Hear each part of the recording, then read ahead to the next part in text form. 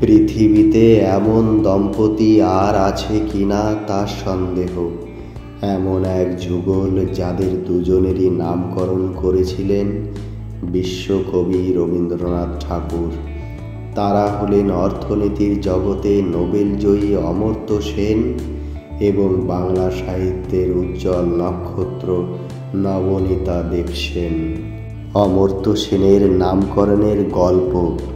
অমর্ত্য সেনের জন্ম হয় 1933 সালের নভেম্বর মাসে শান্তিনিকেতনের গুরুপল্লীতে। জন্মের বয়স ছিল বিকেল 3:45। মা অমিতা সেন ও দাদু ক্ষিতিমোহন সেনের পরিবার যখন রবীন্দ্রনাথ ঠাকুরের খুব ঘনিষ্ঠ, জন্মের পরই রবীন্দ্রনাথ ঠাকুর সেই ছোট্ট শিশুটিকে দেখতে আসেন। রবীন্দ্রনাথই তার নাম রাখেন অমর্ত্য। নাম রাখার সময় তিনি বলেছিলেন, বানানটা ভুল করো না, জ ফালাটা ঠিক রাখতে হবে, কারণ পাল্টে গেলে নামের অর্থই বদলে যাবে। সত্যি, নামের অর্থ ছিল অমৃতের মতো চিরন্তন। ভবিষ্যতে অমর্ত্য সেন তার কাজের মাধ্যমে বিশ্বমঞ্চে নিজের নামের যথার্থ প্রমাণ করেছেন। নবনীতা সেনের নামকরণের গল্প। নবনীতা দেবসেনের জন্ম হয়েছিল 1938 সালের 13 জানুয়ারি। তার নামকরণের পেছনের গল্প অত্যন্ত রোমাঞ্চকর। নবনীতার মা রাধারানী দেবীর দ্বিতীয় বিয়ে হয়েছিল বিশিষ্ট শিক্ষাবিদ নরেন্দ্র দেবের সঙ্গে।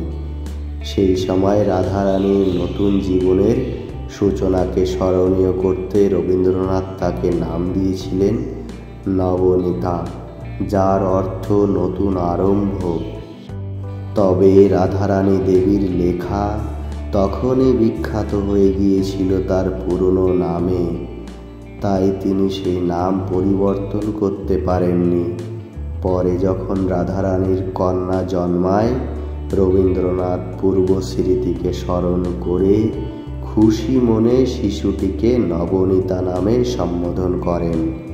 এমনকি 3 দিনের মেয়েকে চিঠিতে লিখেছিলেন, তুমি যেহেতু এখনো কোনো উপহার প্রত্যাখ্যান করার মতো বড় হওনি, তাই উত্তরাধিকার সূত্রে তোমার এই নাম নবনীতা হলো।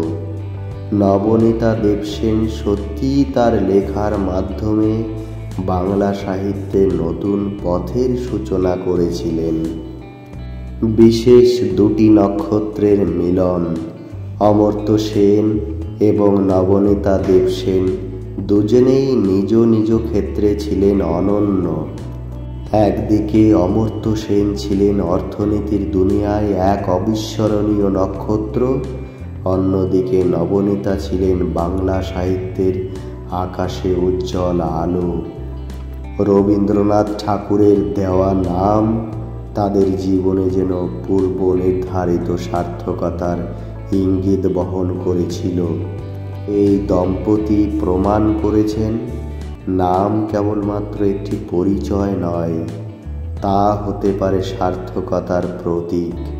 রবীন্দ্রনাথের মতো দূরদৃষ্টি সম্পন্ন মানুষ তাদের নামের মধ্য দিয়েই যেন ভবিষ্যৎকে রূপ দিয়েছেন। পৃথিবীতে এমন বিরল ঘটনা আর কোথাও কি ঘটেছে, যেখানে এক দম্পতির দুজনেরই নামকরণ করেছেন মহাকবি রবীন্দ্রনাথ ঠাকুর? সত্যি, এমন গল্প ইতিহাসে এক অমূল্য রত্ন।